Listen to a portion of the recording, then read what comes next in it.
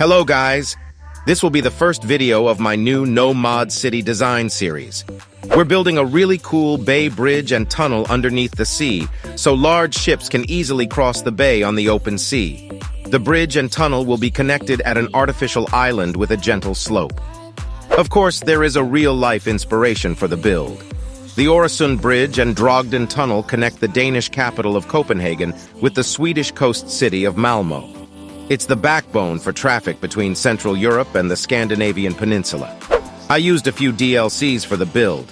Mass transit is for the 2-lane highway roads, but you can also use vanilla 3-lane highways instead, of course. The Parklife DLC was used for the pedestrian paths surrounding the edge of the artificial islands. They are non-terrain conforming, which is a huge benefit. Last but not least, Airports DLC, but only for the airport fence. With the update on May 23rd, you'll also get a concrete surface brush if you own the Airports DLC. They will come in very handy for detailing areas like that. The build time is approximately 1 hour if you'd like to rebuild the bay crossing. You can do that on PC with some quality-of-life mods or on consoles as well because the build doesn't require any mods, only a large body of water. Let's go. At first, we start with an extension of the mainland to build the tunnel entrance. The terrain height should be a little bit higher than the water. Not too high though, that looks ugly. With one right mouse click, you can select the terrain height and flatten the terrain while holding the left mouse button. Use the road guidelines to build a 40-unit long road. That's a construction cost of $800 with the Parklife path. This will be the outline for the key construction, our tunnel entrance.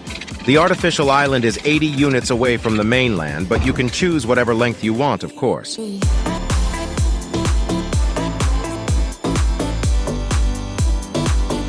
Build another square with paths with a length of 45 units and a width of 11 units. That's a construction cost of $900.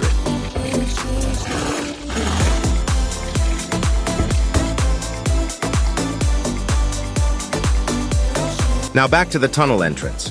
Lower the ground inside the square-shaped paths and fill the hole with water afterward. You can simply use the sewage pipe for that, or the freshwater outlet, if you own the Natural Disasters DLC. Now you have a new shoreline to place keys along it. This can be a bit tricky at times because keys have one of the weirdest mechanics in the game. Drag the keys along the edge of the path and use the guidelines of the paths for exact placement. Pump out the water again, but be careful. Don't connect the pumps to your city's water network, otherwise your citizens will get sick. Lower the ground on the left side to the first decorative line of the key. Then use the slope terrain tool to create a gentle slope from the upper to the lower ground. Select the ground height with a right mouse click and use the left mouse button to shape the slope to the height of the highway. Now you can create the highway road. The maximum segment length of a road is 12 units. Use this length for the construction of the tunnel to get a somewhat gentle slope. It won't look perfect though. Decorate the surroundings of the roads with concrete paths for medians and shoulders. Also, the ore fence from Industries works quite well for guardrails.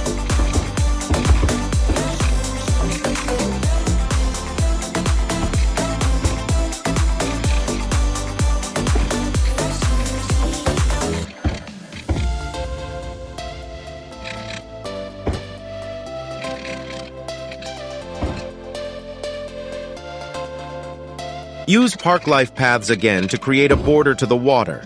Because they are non-terrain conforming, they are ideal to get sharper edges at shorelines or anywhere else. With the help of road guidelines and the curved road tool, you can create a pretty nice round shape structure.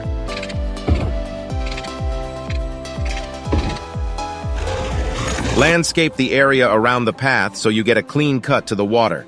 You can also use the airport fence to prevent people from entering the highway.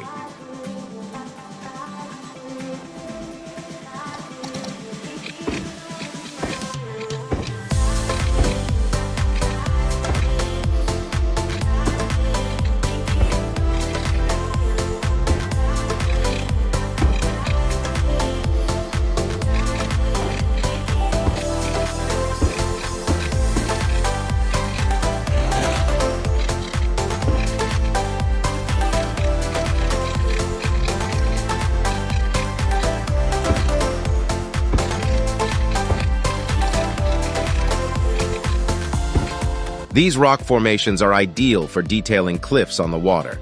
They can overlap each other and have a straight edge on one side. Like that, you have the perfect rocky waterfront to prevent erosion. Now, as always, there are still missing some bushes, trees, and other vegetation. To make it look more realistic, I would only use small bushes and shrubs to detail the artificial peninsula. Now we have to repeat the exact same process again on the artificial island. Lower the ground in between the square-shaped paths we built earlier in this video. Fill it with water and use the path road guidelines to construct the keys so the ways get removed. Dry out the basin again to get the foundation for the highway slope.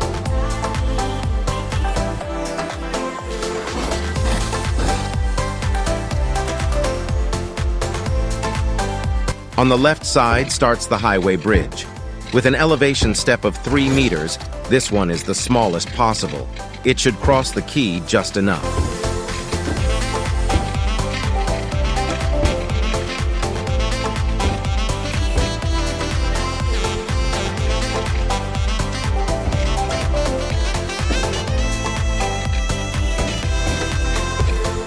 Decorate the inside with footpaths to get those extra highway shoulders and guardrails. To get a nicely shaped form of the island, you can use the pathway and rock formation method again. Otherwise, you can also create, for example, a bigger island with a rest stop and a viewing platform of the bridge or something similar in that direction.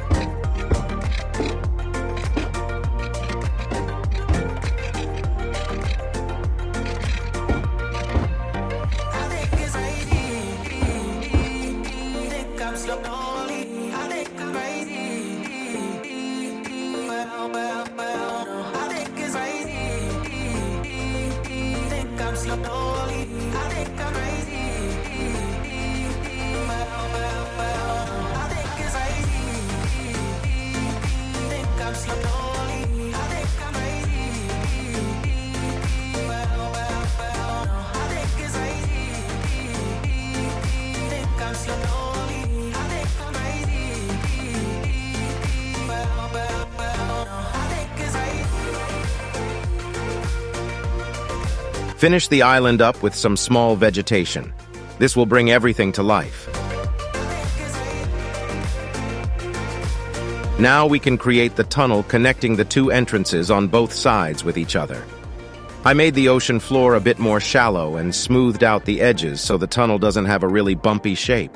You won't see that, of course, other than in underground mode, but it soothes the conscience. For in-game ships, it doesn't matter how deep the channel is anyway.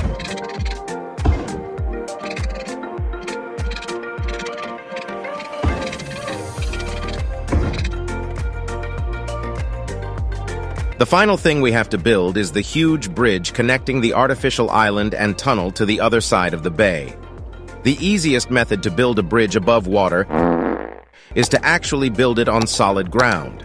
For that, we have to connect the island with a land bridge to the mainland. Use the flattened terrain tool for that. Mark the middle of the shipping path so you know where you have to place the highest point of the bridge. To get a nice and smooth approach ramp for the main bridge structure, increase the elevation every 8 units for one small elevation step. Like that, you'll get a gentle slope with a realistic amount of pillars. 20 units before we approach the middle mark, you can just build a normal bridge. We will delete that part later anyway. 20 units further, and we have a nice 40-unit gap for the suspension bridge structure. Repeat the approach ramp building process again downhill on the other side, as well as for the second direction of the highway.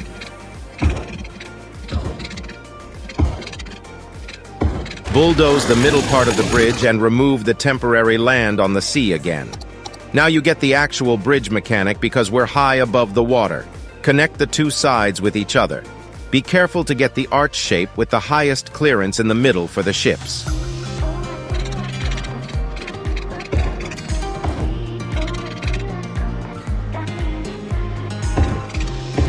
Awesome! We closed the gap. What do you think about this design? Isn't it fun to see a road disappearing in the sea?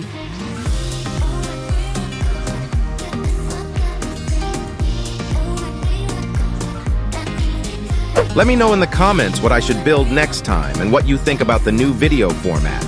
Also, consider hitting the like button if you enjoyed the video. Have a nice day and bye-bye.